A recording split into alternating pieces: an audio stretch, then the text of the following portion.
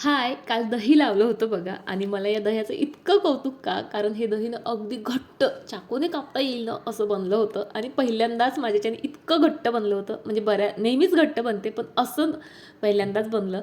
मग काय लस्सी वगैरे झालीच पाहिजे नाही का? सो काही आईसचे तुकडे घेतले, साखर त्यामध्ये विलायची घातली आणि मस्त ग्राइंड करून घेतलं.